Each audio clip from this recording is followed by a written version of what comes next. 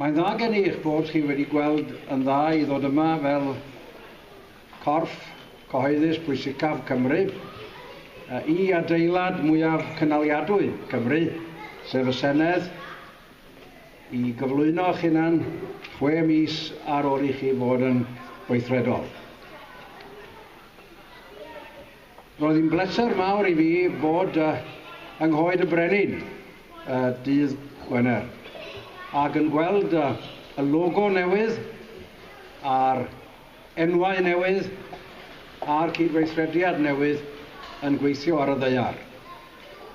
Oherwydd hwnna yw'r prawf i bawb ohonon ni sydd wedi bod yn gefnogol i'r prosiect yma, sef bod yr effaith ar y defnyddiwr, ar y person sydd yn byw ac yn gweithio yng nghefn gwlad ac ar yr ymwelydd.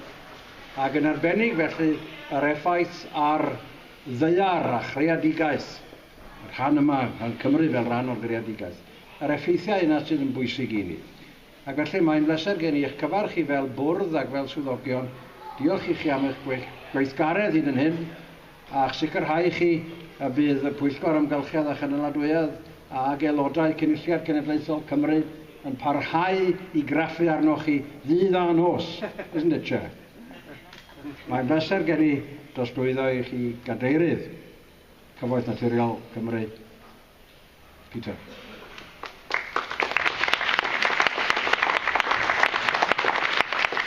Pnawn da, croeso i bawb.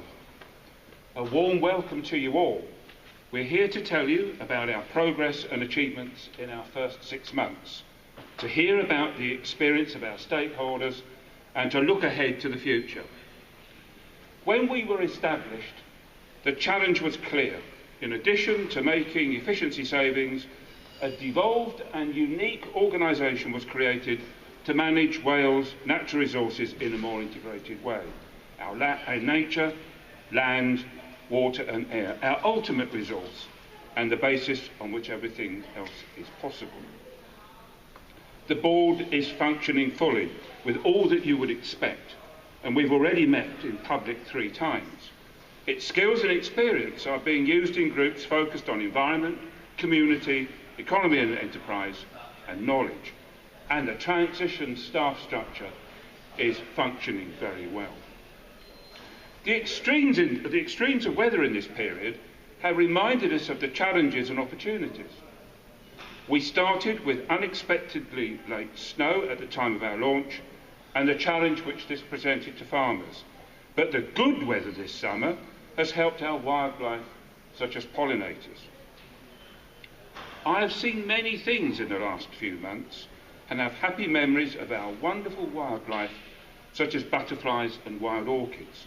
And I'm looking forward to continuing my Welsh odyssey and to seeing many more wonderful things, particularly our birds and the rare sand lizards released recently, and to explore the remoter landscapes. I've said in public many times that in my mind we must reassure our stakeholders that we're focused on continuing reliable performance, but we must give them a hint of the sunny uplands to which we're migrating. Lord Elis-Thomas teases me and says that we do not have sunny uplands in Wales, we have wet uplands.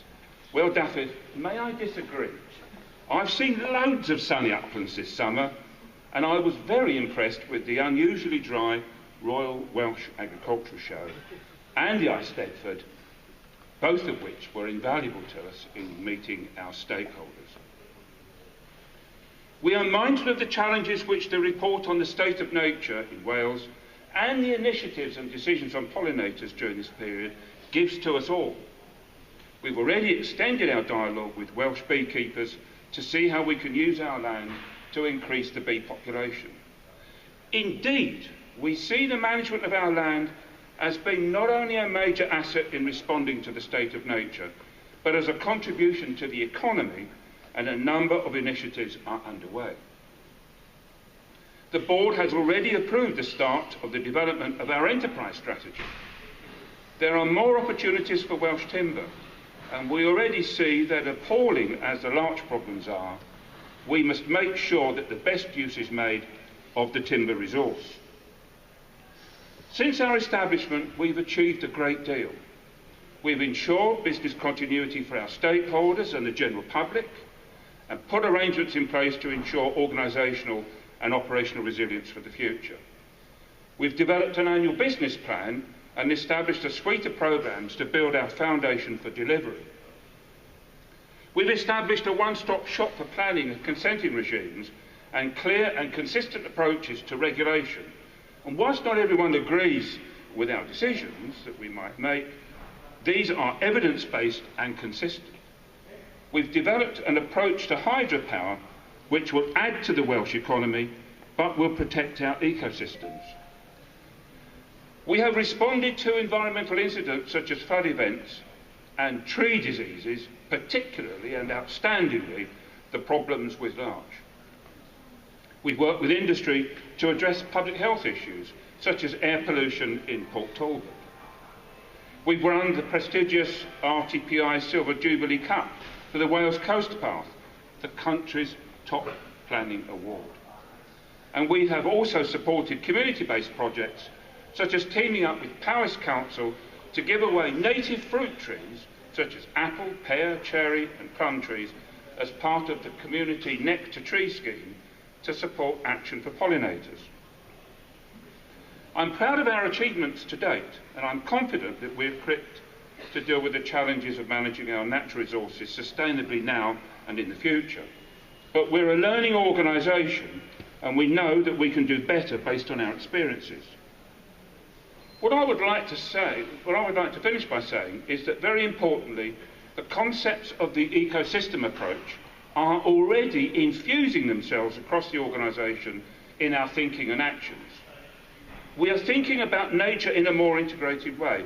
I gave an example at the Royal Welsh Show on how one of our managers has taken an initiative in bringing together a broader range of our skills to provide a more holistic approach to the recycling of organic wastes onto farmland, a classic case of using our natural resources. We are already bringing together our thinking on a wide variety of our approaches on the basis of communities within river catchments. In April, I said that my mission was to create a greener, wiser, wealthier, healthier Wales. So I hope that we're already providing you with the evidence and reassurance that Wales is now a little bit greener, a little bit wiser, a little bit wealthier, and a little bit healthier.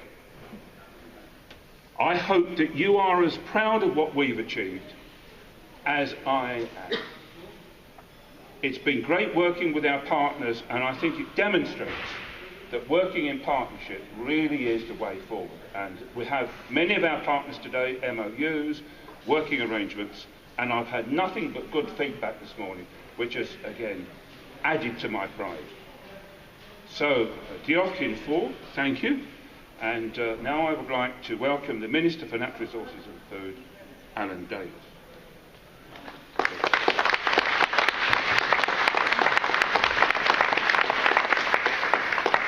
Peter, diolch yn fawr i ti, a diolch yn fawr i ti am y gwaith da chi wedi wneud dros yr misoedd diwethaf. I think it was quite a cold morning when we met in the Rhondda to launch NRW, and we went for a walk in the woodlands, which persuaded me that I should have brought my coat, and that there was a lot more work to do than perhaps we realised it at the time. I also remember a lot of the naysayers at the time saying that this is not going to work, that there will be all sorts of different problems, and within weeks and certainly within months the whole edifice would come crashing down. Clearly they were wrong, and I'm delighted that they were wrong. They were wrong not by accident, but they were wrong because of the work that's been put in both by the executive directors of NRW, by the board of NRW, but also by the staff of NRW. And as a minister, I'm grateful to all of you for the work which you've done over these last few months, putting in place a new organisation. But in many ways, stitching together three organisations, creating the structures are the easy parts. It can be done, say, easier. See Emyr staring at me, a cold, hard stare. Do you know how much work this actually takes, Minister? But that can be the easy part. What is more difficult is about creating a very new culture, creating a very new organisation, creating a new place for an organisation, putting in place a new philosophy, putting in place a new way of working. And this is a real challenge, I think, facing not simply NRW, but facing all of us. I think over the last few weeks and months, we saw things which affected the way that we're going to live in the future. Peter referred to the State of Nature report published in May of this year.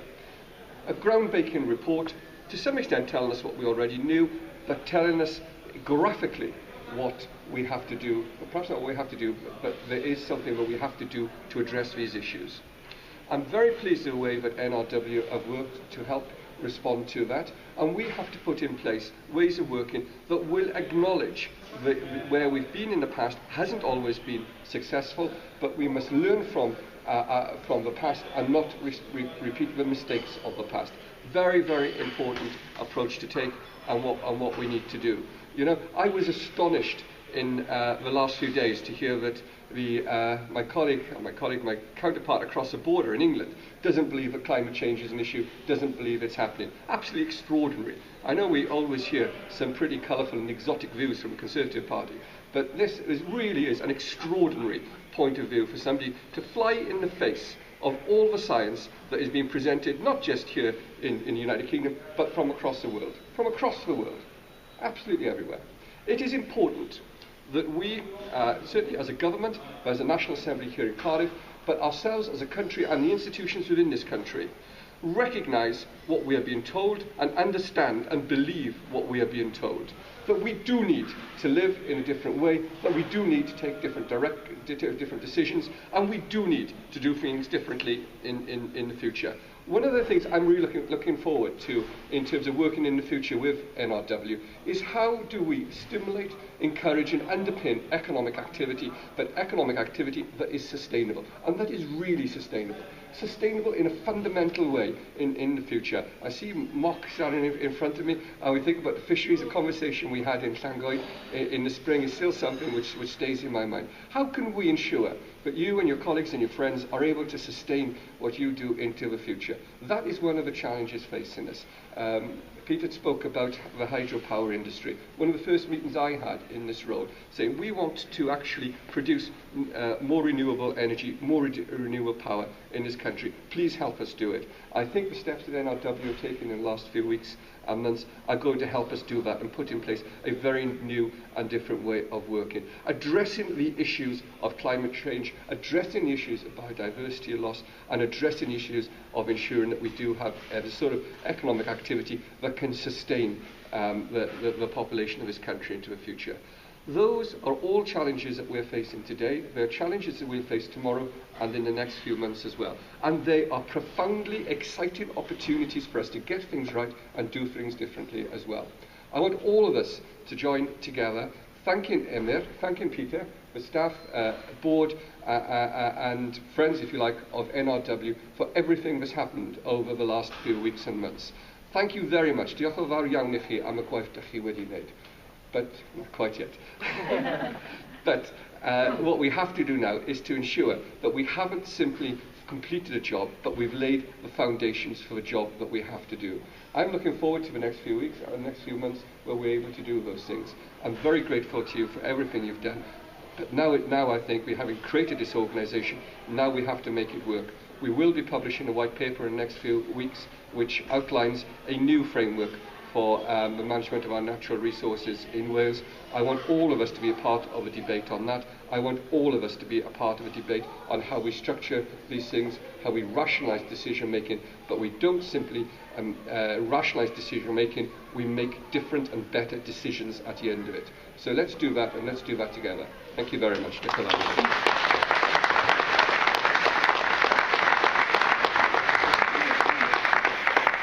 I said at the end of my presentation how important it was that our achievements over the last 6 months had been made with our partners and with our stakeholders. And we see that being an essential component of where we're going in the future. So it seemed absolutely right that we had one of our stakeholders making a contribution to our celebration today, and therefore it gives me great pleasure to call on Tonia Forsyth, who's the Chief Executive of the Pembrokeshire Coastal Forum, and Project Manager, Marine Energy Pembrokeshire. Tonia.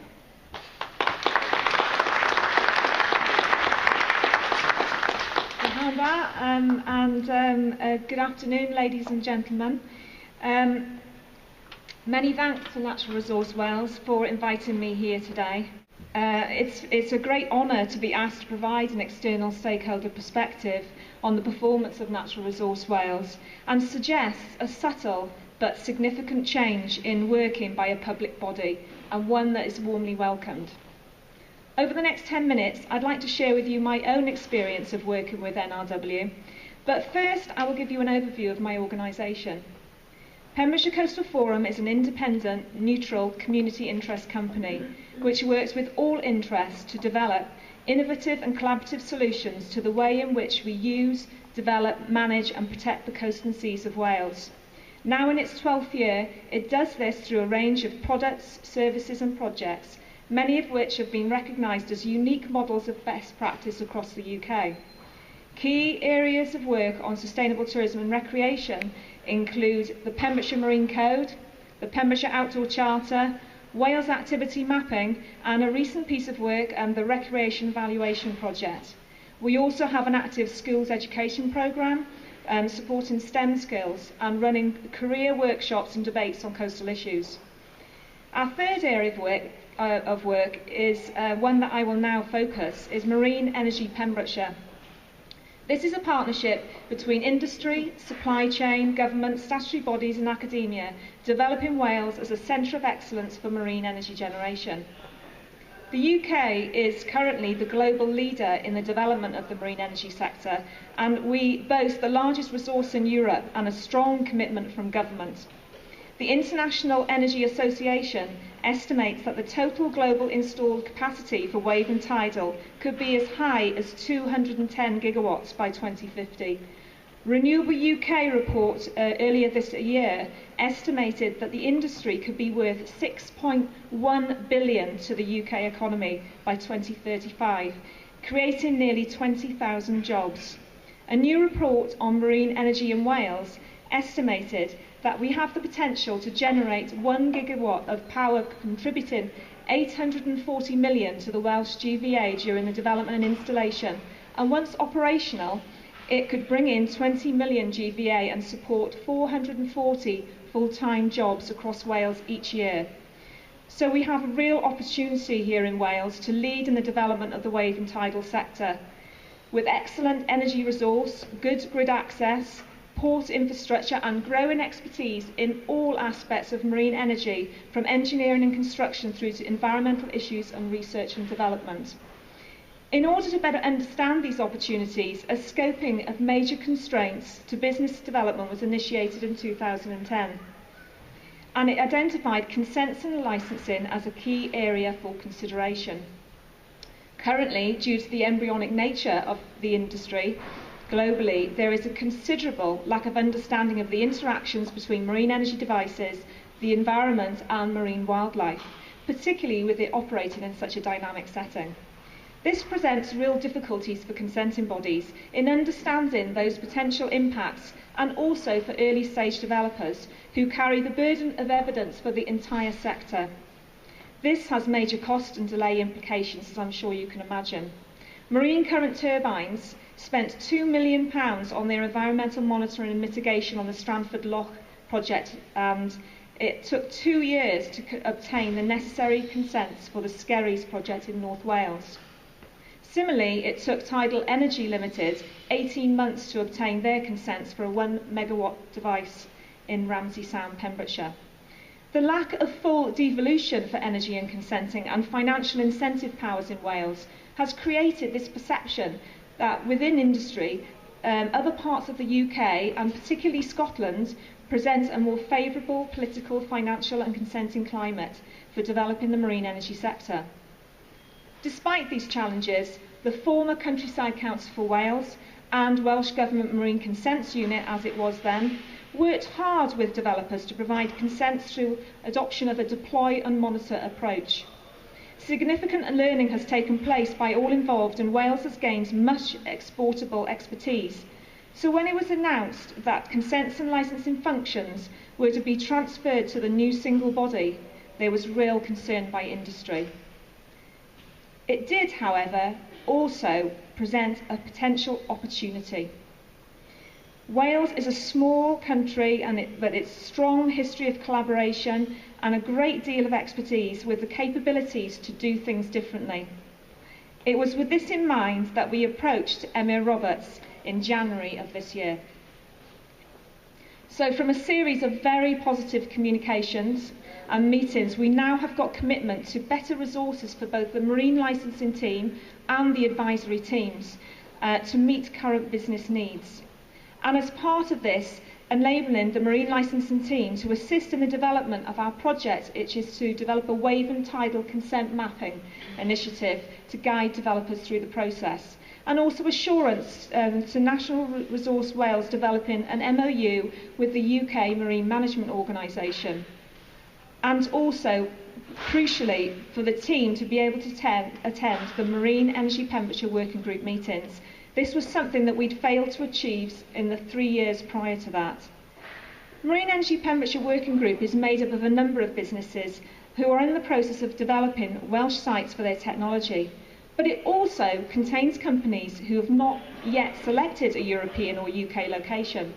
Having the marine licensing team in attendance alongside Welsh Government and the Crown Estate at meetings sends out a very strong and powerful message to the sector.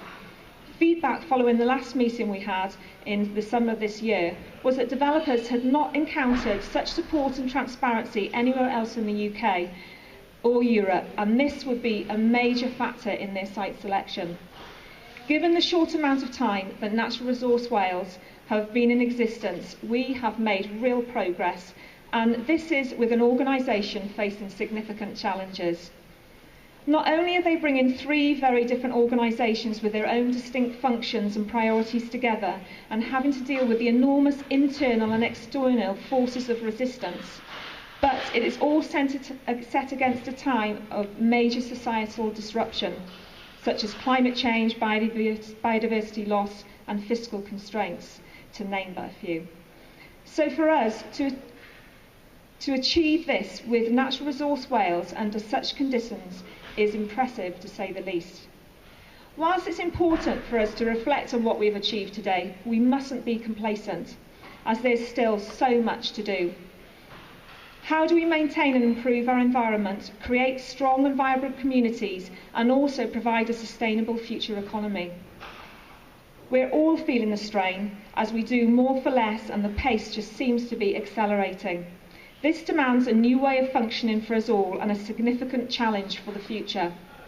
Natural Resource Wales has a key role to play in all of this. However, we do understand that this will take some time as the new organisation beds in, and we're prepared to be patient. But if I could ask one thing of Natural Resource Wales going forward, it would be to please keep the channels of communication open. Make sure you build on the considerable amount of work that has already been achieved across Wales, and draw on the wealth of expertise that is out there to find new and creative, innovative ways of doing business that support you in achieving your vision. What we as Pembrokeshire Coastal Forum bring to the table as a small but growing organisation is agility and speed, solution-focused delivery, a breadth of experience through the team and also through our very extensive networks, a ready-made connection with stakeholders and communities, and a passion and drive to move things forward. We are one of many who have something to offer, so we urge you to build a strong support network around you. We can accomplish so much more if we all work together. Having worked in integrated coastal management over the past 20 years in Wales, it would be remiss of me if I wasn't to mention the coast and seas of Wales. Our marine environment delivers vitally important goods and services, with over 60% of Wales's population living and working in coastal areas, and it's therefore essential that they remain healthy and sustainably managed. A National Trust report back in 2006 at the time estimated that Wales' coastal marine environment directly and indirectly supported 92,600 jobs and contributed 2.5 billion to the GDP of the Welsh economy.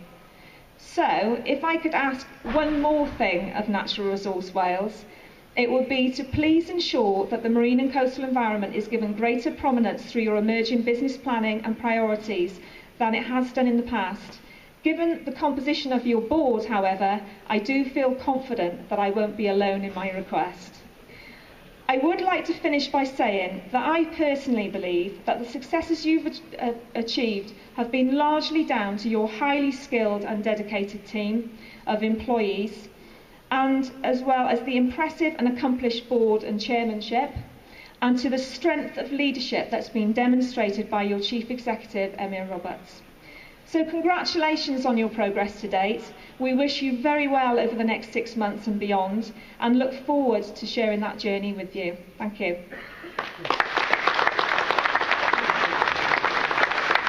Thank you, Tonia. Can I introduce Emyr Roberts? Hello, Peter. Hello, Davies. Thank you very much, Tonia. Dwi am wneud y gyflwyniad yn Gymraeg. Gyntaf, croeso mawr i chi gyd i ddalliad ni heddiw yn y Senedd.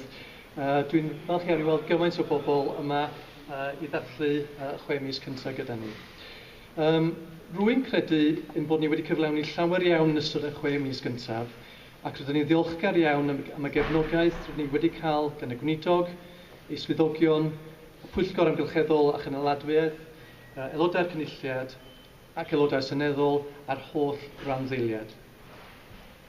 Hefyd, rwy'n gobeithio eich bod chi wedi derbyn gwasanaeth da oddi wrthym ni, a bod ni eisoes yn dechrau gweld manteision y doethineb o greu cyfraith naturiol Cymru ac o'i roi ein cylch gorchwil i ni.